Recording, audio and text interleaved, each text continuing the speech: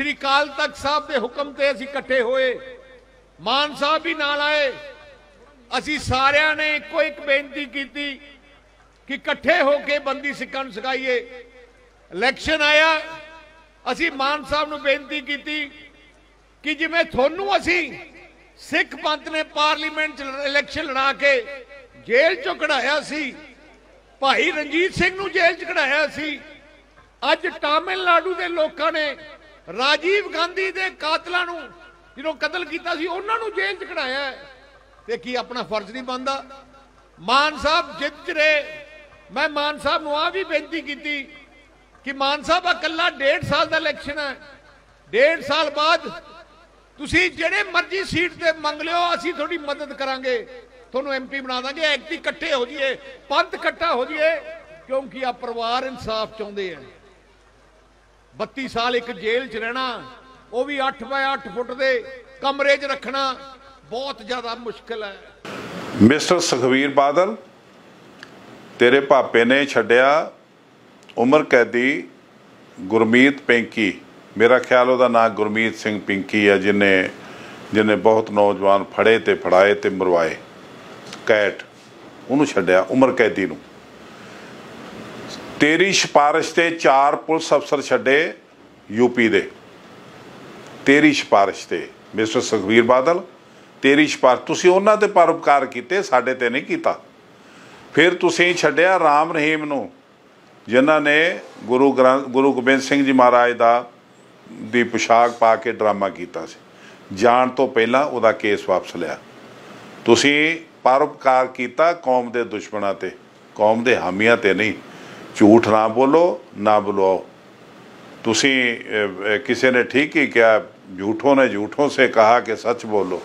ये जिन्ने तुसीं रले हो झूठियां दा टब्बर, झूठ ही बोली तुरे जांदे हो ते नाल कही जांदे सच बोलो। ये गंदियां आदतां छड्ड दिओ।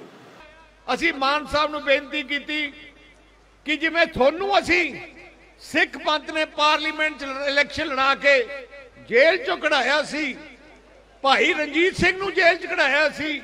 समूह संसार भर विच वसदे गुरसिख वीर भैन भरा, गुरु रूप गुरु स्वरूप साध संगत जीओ, गुरु सवारे खालसा जीओ, वाहिगुरू जी का खालसा वाहिगुरू जी की फतेह।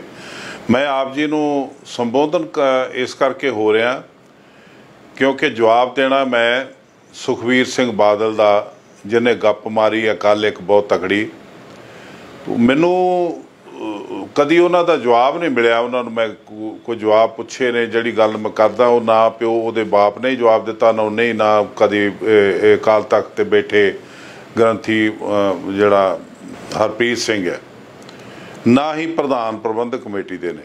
लेकिन अज जिहड़े उन्हें झूठ मारिया, उन्हें गप मारी आ भाषण करदिआं कि भाई रणजीत सिंह नूं भी मेरे पापा ने छड़ाया सी, ते मान साहब नूं भी असीं छड़ाया सी इलैक्शन लड़ा के, ते हुण असीं राजोआणे नूं भी इस तरह छड़ाउणा है, तुसीं वोटां पाओ।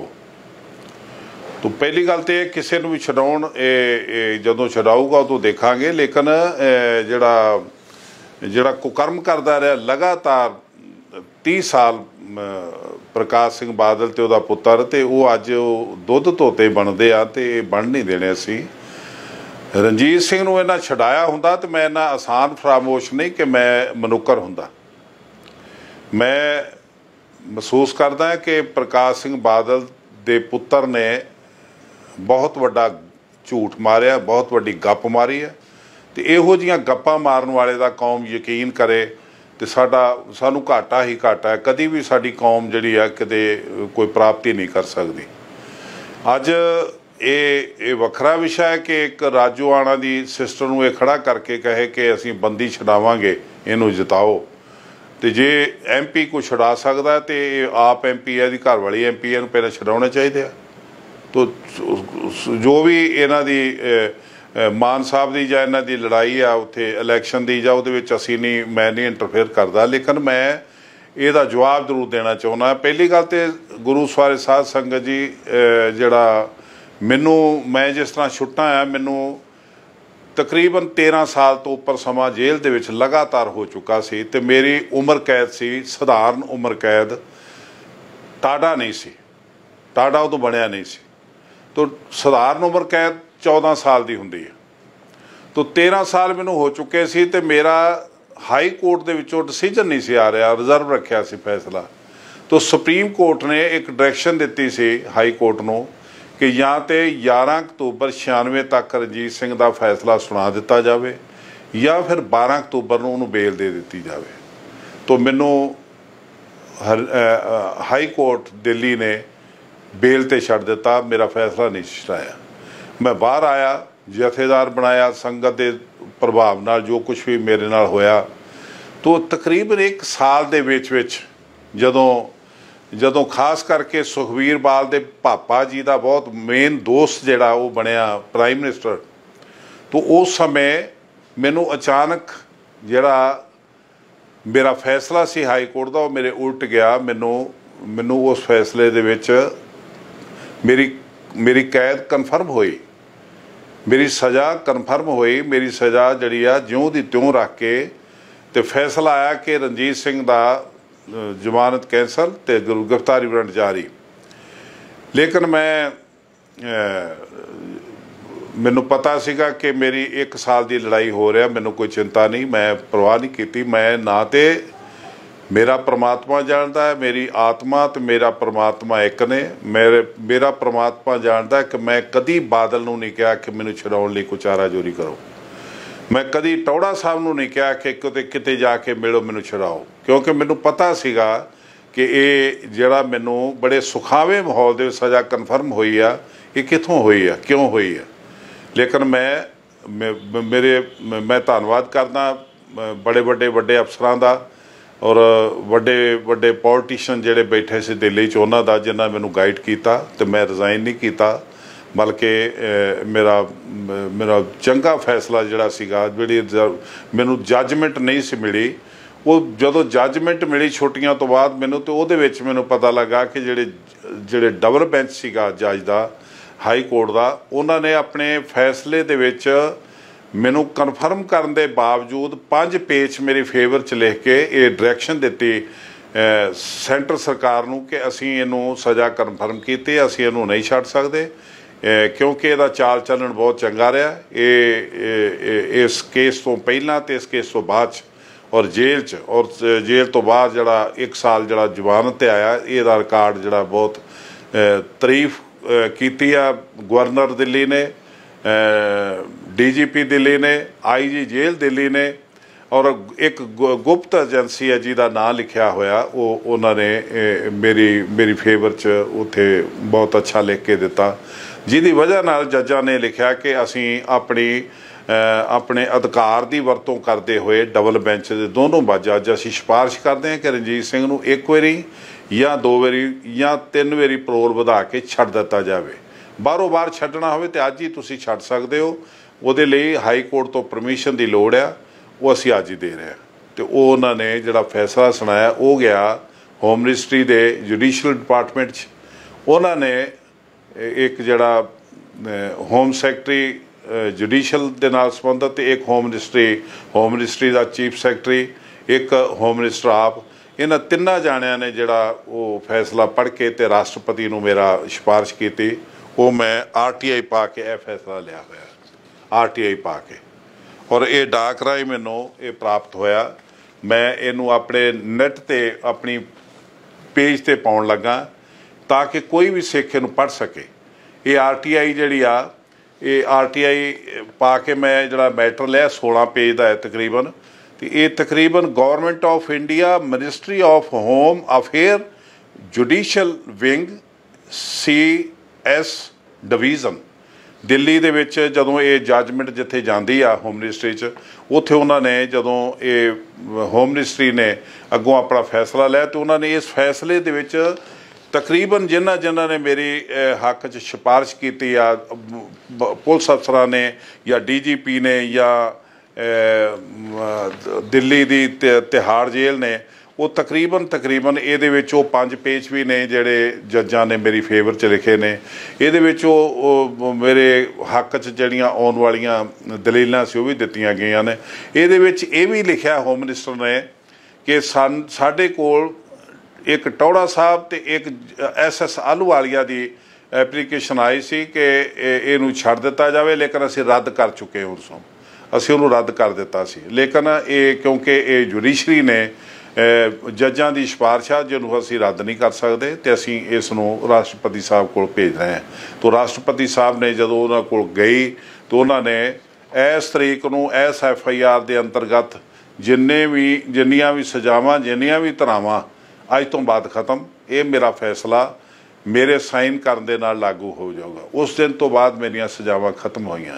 ये किसी बादल या उहदे किसी होर वड्डे दरिंदे दियां कहण ते ये मेरियां सजावां खत्म नहीं हुईयां। ना सर सुखबीर बादल नूं गप मारनी चाहिए है। मान साहब नूं उन्हां किवें छड़ाया, मान साहब जवाब देणगे। बादल ने छड़ाया जरूर है, जिन्हों छड़ाया मैनूं भी पता है, बादल नूं भी पता है, मैं ना नहीं लेना हुण। लेकिन किसी सिख नूं अपने स्वार्थ लई छडाउणा जिहड़ा ना वो कौमी कारज नहीं हुंदा।